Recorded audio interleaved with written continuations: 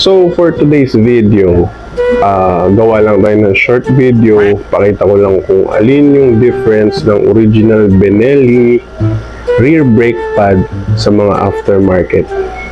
So micro clip lang to, papakita ko lang. So let's go. So guys, ito yung original Benelli rear brake pads. So kita mo yan, grabe, ceramic, bakal talaga. Kaya matagal talaga yan mauubos, bakal. Diba?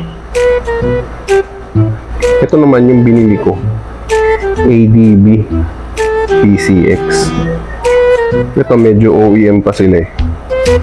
Ayan. So, gano'n sila kalaki?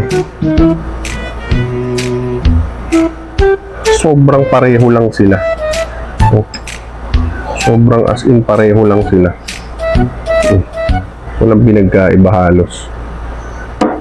So Nissin brand yan, Nissin o Nissin. Magandang klase yan, Nissin. Yung isang Pitts bike na ginagamit ko, makapal pa.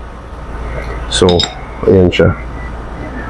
Parehong-pareho din. Oh, same lang yan. So ito OEM din to. Oh, hindi siya ganung kabakal buong-buo. So ito Pitts bike.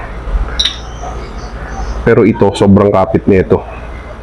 Kung kapal pa, bago pa. Diba? O yan, o. Parehong-pareho, o. Ito lang talaga, purong bakal. Purong bakal lang. Purong bakal. Okay, so pareho yan. Walang pinagkaiba. O. Parehong-pareho lang yan. Okay?